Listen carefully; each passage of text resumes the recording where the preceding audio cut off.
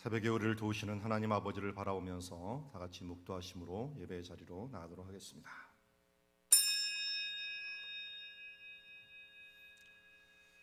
사랑으로 우리를 품으시고 공의로 심판하시는 하나님 아버지를 찬양합니다.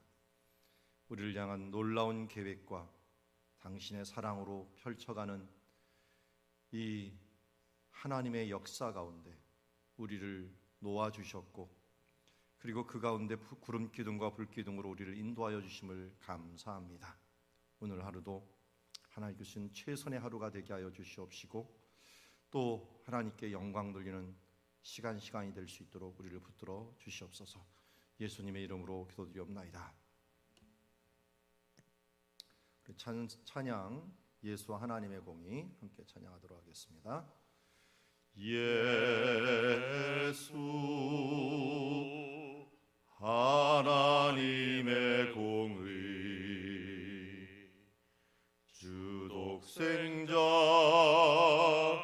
그의 나라 임하시네.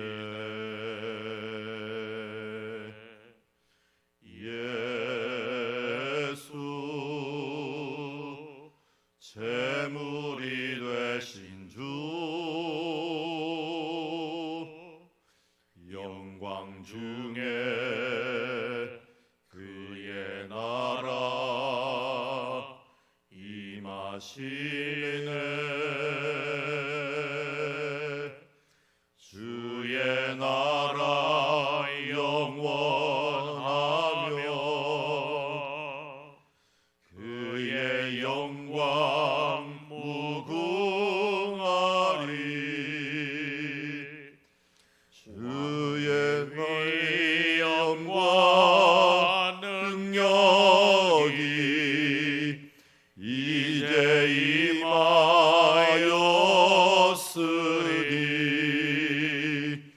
주의 주권과 주의 통치와 주의 나라 힘과 권세 임하네.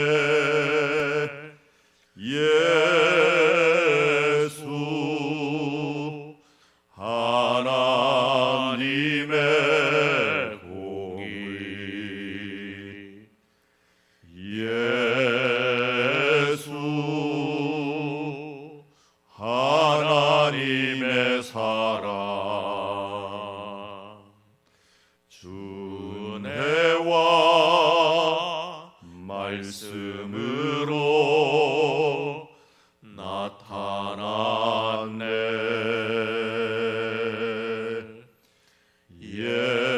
예수 거룩한 하나님 영광 중에 그의 나라 임하시네. 주의 나라 영원하며 그의 영광 무궁하리. 왕의 위엄과 능력이 이제 임하였으니 주의 주권과 주의 통치와 주의 나라 힘과 권세 임하네. 예수 하나님의 사랑 하나님의 사랑. 아멘. 우리 화요일마다 화목한 가정을 위하여 기도하고 있습니다. 부모는 신앙의 본이 되고 자녀는 순종하는 복 있는 가정 되게 하여 주시옵시고, 코로나19 중에 가족이 한 믿음 되는 건강한 가정 이루게 하옵시며, 가정 구성원들이 학교 직장에서 복의 근원이 되게 하옵시고, 가정 예배를 드리는 가정들이 더 많이 일어날 수 있도록 위하여 함께 기도하며 나가도록 하겠습니다. 하나님 아버지, 오늘도 당신은 하나님 공의로우신 하나님이시요 또 사랑의 하나님이십니다. 그러기에 십자가로 우리의 죄값을 치러 하나님의 공의를 완성하시며 십자가로 당신의 사랑을 친히 나타내 주심을 감사합니다. 이제 우리가 주님의 본을 받듯이 아버지의 본을 받듯이 우리가 본이 되는 주님의 자녀들 되게 하옵시고 또 우리의 다음 세대들이 우리의 본을 받고 따라올 수 있는 본이 되는 주님의 자녀들 되게 하여 주시옵소서. 코로나19 중에서도 주님 하나님께서 놀라운 계획이 있는 줄 믿습니다. 우리의 믿음이 더 굳세어지게 하여 주시옵시고 온 가족이 한 믿음 되는 건강한 가정 이루게 하여 주시옵시며 주여 이제 학교와 직장에서 각 가정의 이 구성원들이 복의 근원이 되어서 하나님 나라를 개척하며 확장할 수 있는 역사가 있어지게 하여 주시옵소서. 주님 각 가정 가운데 가정 예배가 더 많이 늘어나게 하여 주시옵시고 주여 이제 하나님을 주님으로 영접하는 주권의 역사가 있어질 수 있도록 도우시고 인도하옵소서. 하나님 아버지, 당신은 우리의 공의요 우리의 사랑인 줄 믿습니다. 주님 십자가로 인하여 당신의 사랑을 완성하시고 공의를 보이시며 또한 이제 주님을 따라갈 수 있도록 자기 십자가를 지고 주님을 따르라고 말씀해 주셨습니다. 주님 이제 우리가 먼저 십자가를 지고 우리 다음 세대들도 주님의 십자가를 지고 함께 따라가는 본되는 가정 되게 하여 주시옵시고 주여 코로나19라고 하지만 하나님 환난 가운데 하나님의 더 큰 역사가 우리 가운데 있을 줄 믿습니다. 주님 가정이 복음화되며 주여 복의 근원이 되며 나아가서 주여 가정이 하나님의 교회 되는 역사 계속적으로 있어지게 하여 주시옵소서. 예수님의 이름으로 기도드리옵나이다. 오늘 우리에게 주신 하나님의 말씀은 사사기 19장 1절에서 15절 공의와 사랑이 사라지다 라고 하는 제목을 가지고 하나님의 말씀 보도록 하겠습니다. 한 절씩 교독합니다. 이스라엘의 왕이 없을 그때에 에브라임 산지 구석에 거류하는 어떤 레위 사람이 유다 베들레헴에서 첩을 맞이하였더니 그 첩이 행음하고 남편을 떠나 유다 베들레헴 그의 아버지의 집에 돌아가서 거기서 넉 달 동안을 지내매 그의 남편이 그 여자에게 다정하게 말하고 그를 데려오고자 하여 하인 한 사람과 나귀 두 사람을 데리고 그에게로 가매 여자가 그를 인도하여 아버지 집에 들어가니 그 여자의 아버지가 그를 보고 기뻐하니라. 그의 장인 곧 그 여자의 아버지가 그를 머물게 하매 그가 3일 동안 그와 함께 머물며 먹고 마시며 거기서 유숙하다가 넷째 날 아침에 일찍이 일어나 떠나고자 하매 그 여자의 아버지가 그의 사위에게 이르되 떡을 조금 먹고 그대의 기력을 돋운 후에 그대의 길을 가라 하니라. 두 사람이 앉아서 함께 먹고 마시매 그 여자의 아버지가 그 사람에게 이르되 청하노니 이 밤을 여기서 유숙하여 그대의 마음을 즐겁게 하라 하니 그 사람이 일어나서 가고자 하되 그의 장인의 간청으로 거기서 다시 유숙하더니 다섯째 날 아침에 일찍 일어나 떠나고자 하매 그 여자의 아버지가 이르되 청하노니 그대의 기력을 돋우고 해가 기울도록 머물마 하므로 두 사람이 함께 먹고 그 사람이 첩과 하인과 더불어 일어나 떠나고자 하매 그의 장인 곧 그 여자의 아버지가 그에게 이르되 보라 이제 날이 저물어 가니 청하건대 이 밤도 유숙하라. 보라 해가 기울었느니라.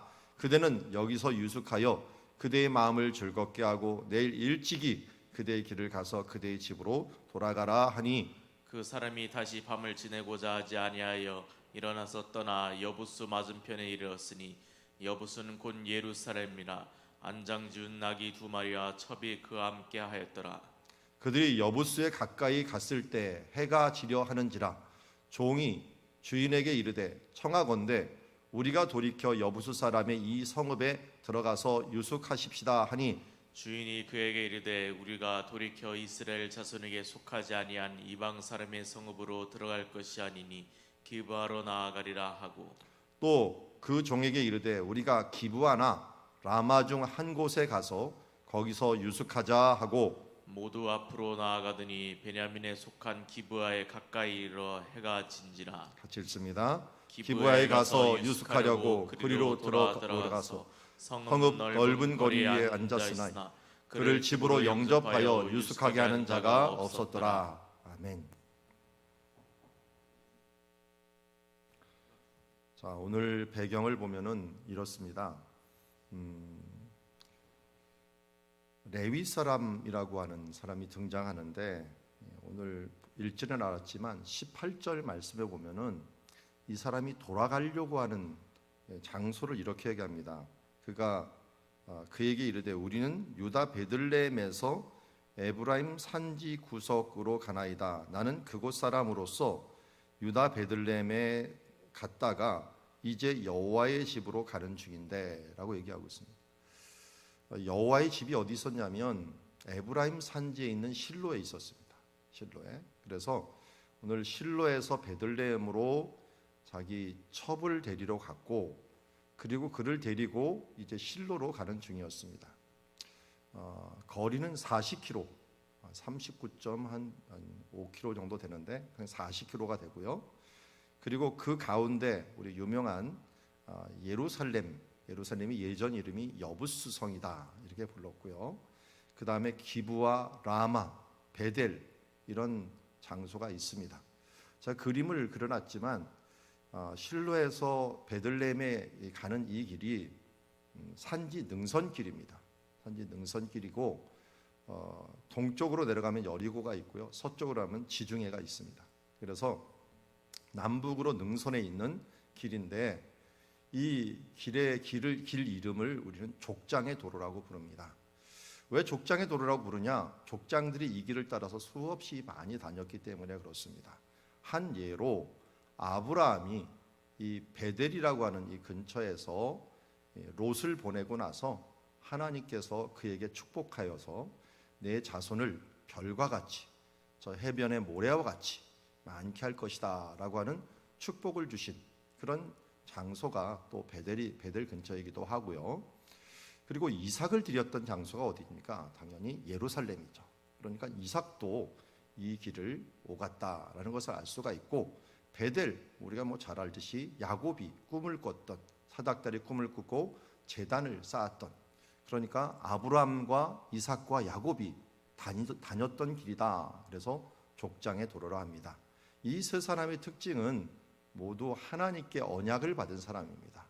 이 땅을 내 자손에게 줄 것이다 라고 하는 약속을 받은 사람들이 이것을 오가면서 이것저것에 제단을 쌓았어. 아브라함도 베델에 제단을 쌓고 예루살렘에서는 여호와 이레라고 하는 곳에 이삭이 아예 드려지기도 하고요. 그리고 베델에서는 다시 야곱이 와서 제단을 쌓고 하면서 그야말로 이 길을 지나기만 하면은 정말 하나님의 역사들이 그 조상들의 역사들이 특별히 창세기의 역사들이 흔히 보이는 것을 보게 됩니다. 저도 예루살렘에서 공부를 할 때 여기 기브온이라고 하는 미스바와 기브온 사이에 라마라고 하는 곳에 살았는데요. 그곳에서 바라보면은 정말 성경의 역사들이 수백 개가 떠오릅니다. 성경을 쫙 역사를 아는 사람들은 성경을 아는 사람들은 여기서 무슨 일 저기서 무슨 일 하면서 이 능선이 보이는데 능선에서 너무 많은 일들이 일어나요. 그래서 사건뿐만 아니라 전쟁 여러 가지 스토리들이 여기에서 그래서 어떤 학자들을 전부 세보지는 않았는데요. 요 실로와 베들레헴 요 사이 있죠. 이 사이에서 성경의 4분의 1 사건이 일어난다 할 정도로 이 많은 이야기가 나옵니다. 왜냐하면 예수님의 공생의 사역 반도 여기서 다 일어나거든요. 예수님의 죽으심, 부활하심, 태어나심 다 여기서 일어나지 않습니까? 그런 걸 보면은 하나님이 집중했던 지역이었다. 그리고 예수님이 어떻게 보면은 죽으시고 부활하신 이 가장 중요한 일들이 바로 이 능선에서 모두 벌어졌다라고 하는 것들은 하나님의 역사가 있어진 아주 소중한 장소인데 그것이 이미 우리 사사기 17장부터 계속 얘기하죠. 미가의 집부터 시작을 해갖고 미가의 집이 에브라임 산지에 있었고 또 이곳을 넘어가는 이 미가의 집을 갔던 사람이 누굽니까? 베들레헴에서 있었던 레위인이 미가의 집을 갔었고요. 또 이 미가의 집이 있는 이 에브라임 산지에 있는 실로 근처를 또 단 자손들이 가고 그것을 뺏어갖고 단지파가 이동하는 장면이라든지 이런 것들을 17, 18, 19, 20, 21 이 배경이 다 어디입니까? 지금 여기 있는 베델 그리고 미스바, 라마, 기브아 요 사이에서 좀 5장에 있는 배경들이 다 일어나고 있다 하는 것을 알 수가 있습니다. 그래서 이 길 우리가 지금도 가면요 이렇게 이제 고동색으로 되어 있는 우리나라도 그래요. 관광지를 기록할 때는 바탕이 이런 뭐 고동색 같은 것도 이렇게 해놓으면은 아 이건 관광지구나 하는 것들을 알 수가 있는데 여기 지금 영어로 밑에 보면 패트리아키스 웨이라고 써놨어요. 그래서 패트리아키가 족장인데요. 족장의 도로다 이렇게 써놓은 것을 보게 됩니다. 자, 오늘 말씀을 이제 보면은 이렇습니다. 에브라임 산지 구석에 거류하는 어떤 레위 사람이 유다 베들레헴에서 첩을 맞이하였더니라고 얘기하는데요. 그 앞에 전제를 보세요. 이스라엘의 왕이 없을 그때에 여러분 17장도 이렇게 시작을 합니다. 17장도 이스라엘의 왕이 없을 그때 미가부터 단자손 이야기가 이렇게 시작하니까 거의 같은 시기에 일어난 것이고 왕이 없으므로 라고 하는 게 17장에서 얘기할 때 뭐라 합니까? 그들이 자기 소견에 오른 대로 행하였더라라는 말을 또 17장에서 합니다. 그런 걸 보면은 이때도 분명히 왕이 없으므로 소견에 오른 대로 행한 것이구나 하는 것을 알 수가 있고요. 우리가 잘 알듯이 이 끝에 사사기가 맨 마지막에 끝날 때 어떻게 됩니까? 이스라엘의 왕이 없으므로 사람들이 자기 소견에 오른 대로 행하였더라 라고 하는 것으로 끝나는 걸 보면 이 뒷부분에 있어서는 그야말로 사사 이야기도 하지 않습니다. 이 시대에 정말 암흑상을 기록하고 있는 모습을 보게 되고 에브라임 산지 구석 실제적으로는 우리 아까 말씀드렸던 것처럼 18절에 여호와의 집에 있는 사람이라고 한다면 실로에 거하는 사람이다라는 걸 알 수가 있습니다. 근데 이 사람도 레위 사람을 얘기를 해요. 그 전에 베들레헴에서 레위 사람이 하나 나왔는데 이 사람 이름이 뭐였습니까? 요나단이었죠. 우리 레위기 18장 맨 끝날 때쯤에 모세의 손자 게르솜의 아들 요나단이라고 했는데 이 요나단이 떠나갔고 단지파의 제사장이 된 것을 이야기하고 있는데 여기서는 또 한 사람 이전 레위 사람 베들레헴에 옵니다. 근데 오는 이유가 뭐냐면 베들레헴에서 첩을 맞이했는데 그 첩이 행음을 하고 남편을 떠나 유다 베들레헴 그의 아버지 집으로 돌아간 거예요. 이 돌아갔다고 얘기하나요? 도망갔다라고 얘기했죠. 도망간 이제 넉 달이 돼 버린 겁니다. 그런데 성경에서 보면은 돌아가고 그리고 3절에 보면 그 남편이 그 여자에게 다정히 말하고 그를 데려오고자 하여라고 이야기합니다. 그런데 여기에 보면 아버지의 집에 돌아갔다. 그리고 그 첩이 행음했다. 이런 말을 보면은 이 첩이 굉장히 나쁜 여자구나 하는 것들, 질이 안 좋은 여자구나 하는 것들을 알 수 있어요. 거기다 첩에다가 행음을 했으니까요. 그런데 여기 분위기를 보니까 이게 막상막하예요. 남편이 이렇게 첩을 맞이하는 문제도 이 문제고요. 레위인이 첩을 맞이하는 것도 행음을 하는데 이게 70인경이나 이럴 때는 행음을 한 게 아니라 첩이 보복을 하여 이런 말을 써요. 그리고 뒤에 가면 3절에 다정하다라고 하는 말을 써요. 이런 걸 보면은 남편이 이미 행음을 한 거예요. 남편이 바람을 피니까 부인도 보복하는 의미에서 자기도 행음을 해버린 거예요. 집이 막 가는 집이 있죠.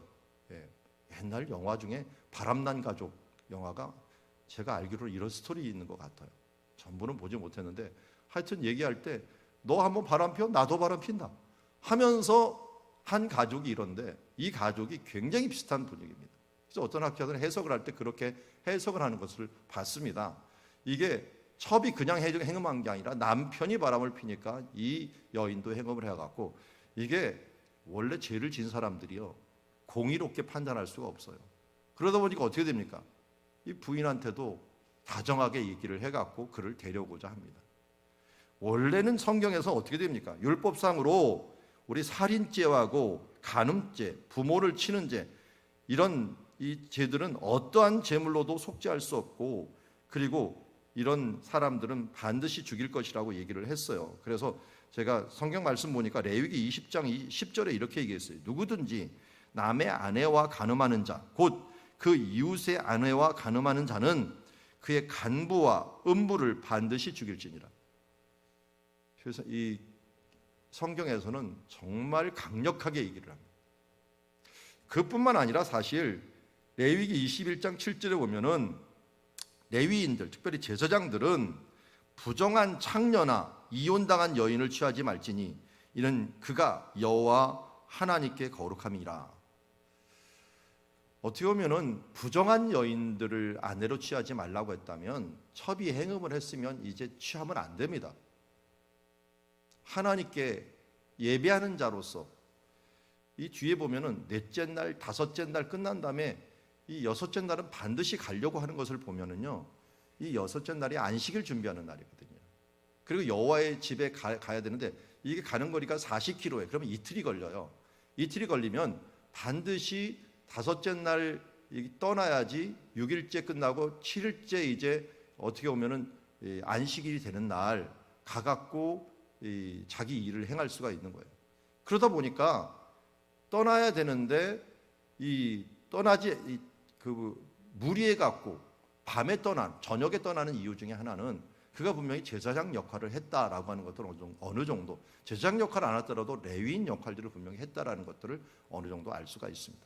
이렇게 하나님 앞에서 거룩해야 되는 제사장의 이 이마에, 대제사장 이마에 써 있는 이 글자가 뭡니까? 여기 호데시 라도나이라고 써나가고 거기에 뭐냐면 여호와께 거룩이라고 그러면 하나님이 이마에 기록을 해놓고 가라는 거예요. 여호와께 거룩하라. 그래서 하나님의 일을 하는 사람들의 가장 기본적이고 근원적인 배경이 뭐냐면 거룩입니다.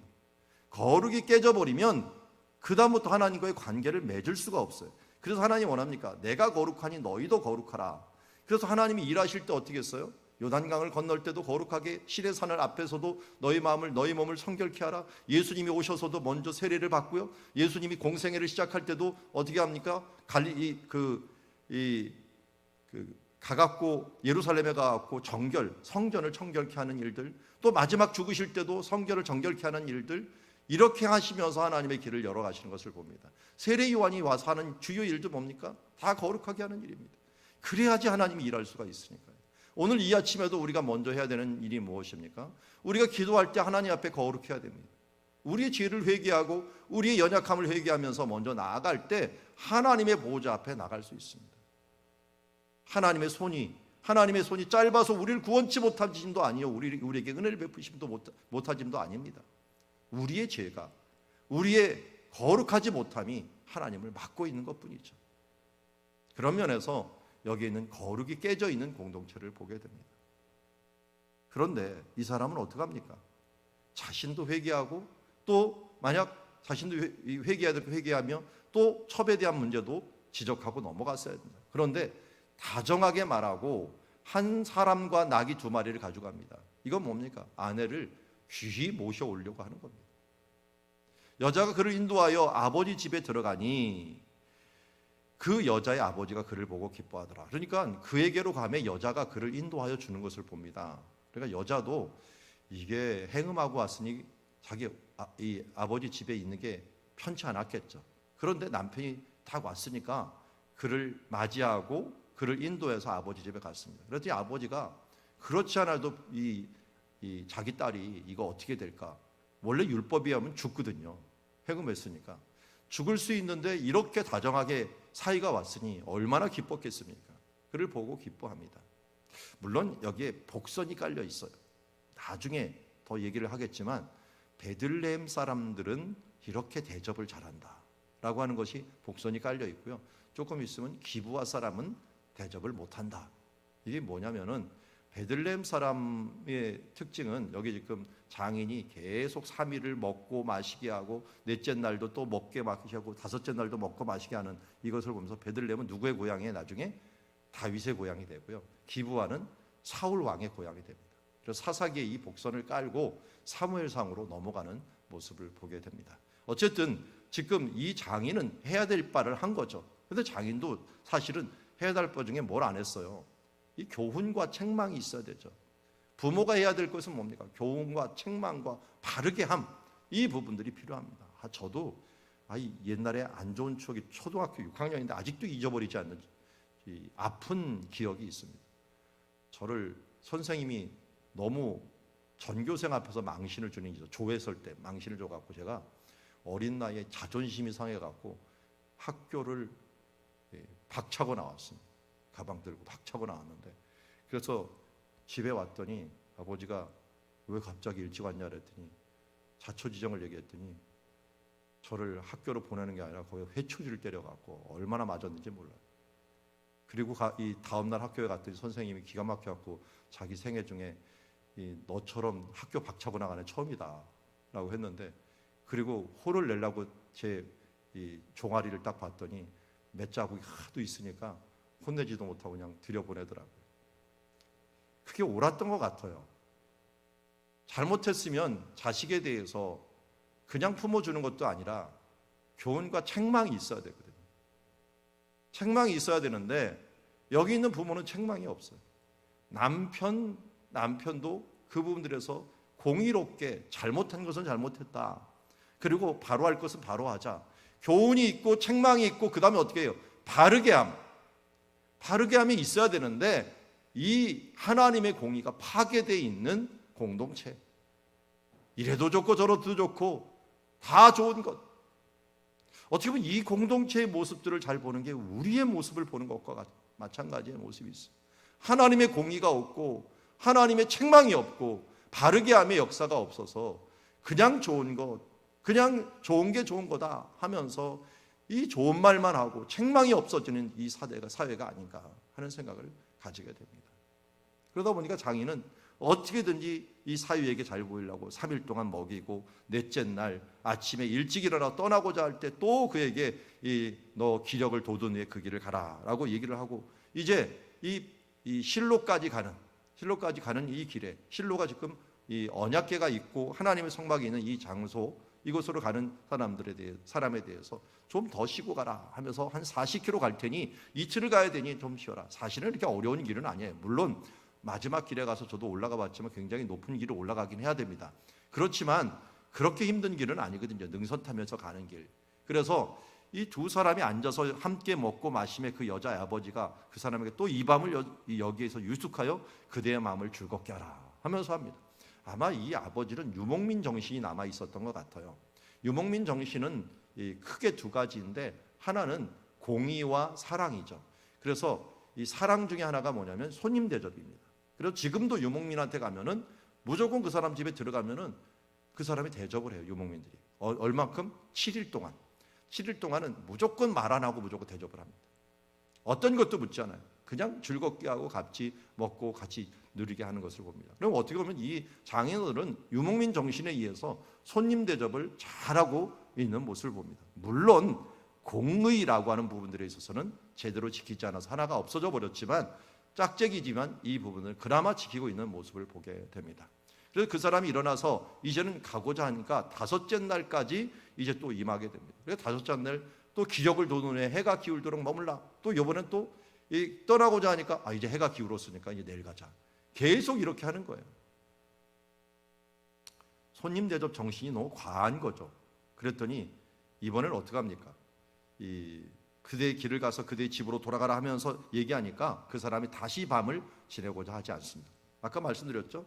5일째가 지나고 6일째 지난 다음에 7일째는 자기가 지금 안식일을 어떻게 행해야 되는 레윈이었기 때문에 이날 어느 정도 갔다가 내일 좀 무리해 갖고 좀 가더라도 그 다음 안식일을 맞이할 수가 있거든요. 그래서 40km를 가야 되니까 무조건 가려고 떠납니다. 떠나고 여부스 맞은편에 이르렀을 때, 여부스는 곧 예루살렘이라 안장 지은 낙이 2마리와 첩이 그와 함께하였더라. 다행히 낙이 2마리와 함께 가니까 조금 빨리 갈 수 있었던 것 같아요. 그래도 이 베들레헴에서 예루살렘까지는 8km입니다. 8km면 빠른 걸음으로 4km 이상을 갈 수가 있기 때문에 한 2시간 정도에 이것을 주파했다, 이렇게 볼 수가 있습니다. 능선이기 때문에 그래도 그렇게 어려운 길이 없습니다. 그래서 여기 예루살렘에 머물렀는데 문제는 이 여부스에 가까이 갔을 때 해가 지려고 하는데 종이 주인에게 이르되 여기서 빨리 쉽시다 라고 했더니 여기를 뭐라고 불러요? 12절에 이방 사람의 성읍이다.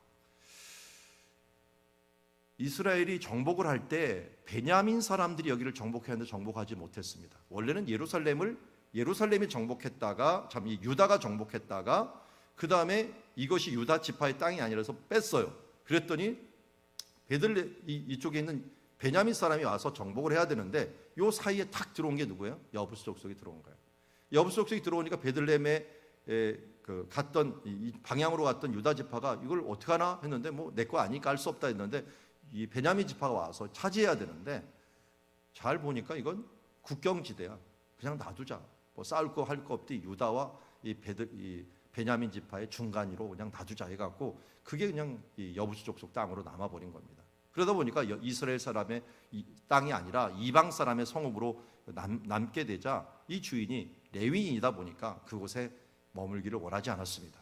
그래서 그 종에게 이르되 우리가 기브아나 라마 중 한 곳에 가서 거기서 유숙하자 하고 모두 앞으로 가더니, 자 앞에 보면은 기브아가 있고 라마가 있죠. 그러니까 예루살렘이 있고 예루살렘에서 기브아까지는 한 5km 정도 됩니다.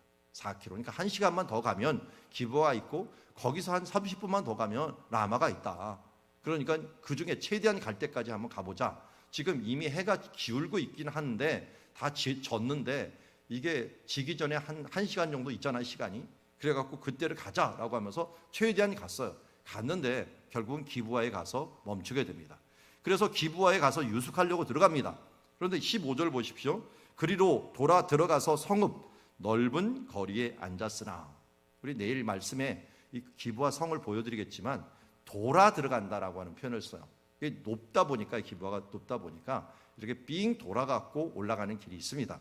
돌아 들어가 성읍 넓은 거리에 앉았으나 그를 집으로 영접하여 유숙하게 하는 자가 없었더라. 이게 이제 베들레헴하고는 대조되는 모습을 봅니다. 대접을 하지 않죠. 원래 이 이스라엘 사람들은 유목민 정신이 있어요. 그래서 손님 대접 정신이 있기 때문에 누구든지 나그네들이 뭔가 있다면 자기 집으로 모셔갖고 대접하는 정신이 있습니다. 있어요. 그래서 지금도 가면은 그런 부분들이 모두에게 있어요. 그런데 지금 이걸 영접하지 않은 것은 기브아 사람들이 마음이 완전히 이 사랑이 없는 그런 사람이었다 하는 것을 알 수가 있습니다. 그래서 제가 제목을 뭘로 잡았습니까? 이 지역에 지금 우리 배경으로 삼는 이 19장에 지금 베냐민 사람, 그 레위 사람의 한 사건을 이야기할 때 하나님의 공의가 무너지고 하나님의 사랑이 무너져 있는 지금 상황을 보게 됩니다. 그러니까 암흑기라고 하는 이 사사시대 때 자기 소견에 옳은 대로 행할 때 하나님의 성품이 파괴가 됩니다. 하나님의 성품 중에 가장 기본적인 성품이 하나님의 사랑과 공의라고 오늘도 우리가 찬양을 했지만 공의와 사랑입니다. 공의 중에서 우리가 특별히 붙잡아야 될 것은 교훈과 책망을 통하여 바르게 하는 것입니다. 그런데 이것이 이 사회에서 없어졌습니다. 사랑 중에 가장 기본적인 것은 뭡니까? 손님 대접입니다. 손님을 잘 대접하다가 아브라함 같은 경우 어떻게 했습니까? 유목민의 정신이 아주 철저한 것이죠. 그래서 롯이 자기 조카가 잡혀갔다는 말을 듣고 자기 조카의 기업 물을 자로서 318명을 데리고 몇만 명이 되는 군대를 향하여 가서 밤에 기습을 해갖고 그것을 구해오는 일들, 그것 때문에 멜기세덱에게 칭찬을 받고 그에게 축복을 받는 일들이 있어졌던 것이 뭡니까?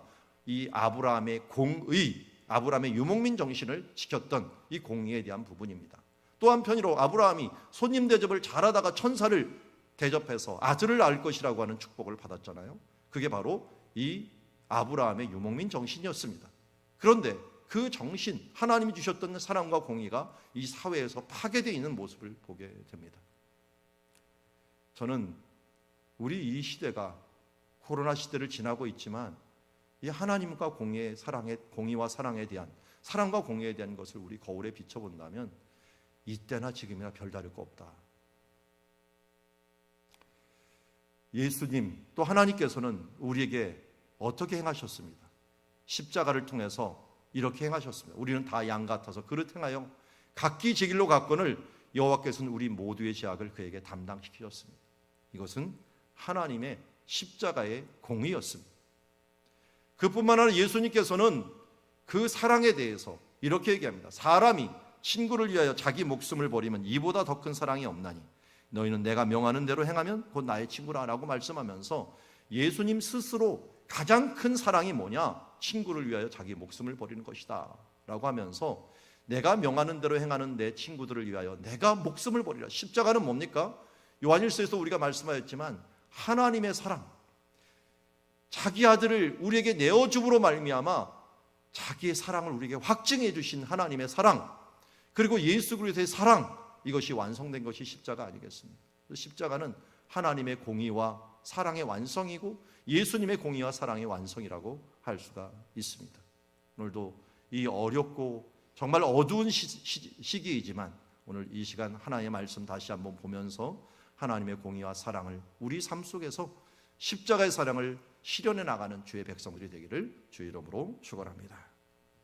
기도하겠습니다. 하나님 아버지, 오늘 우리에게 말씀을 주심을 감사합니다. 주님, 사사시대에 지금 레위인의 시대와 같이 공의는 무너지고 사랑은 깨져버리는 삶들을 살아가고 있는 이 시대에 다시 한번 하나님의 사랑, 하나님의 공의를 생각하며 우리의 모습을 돌아봅니다.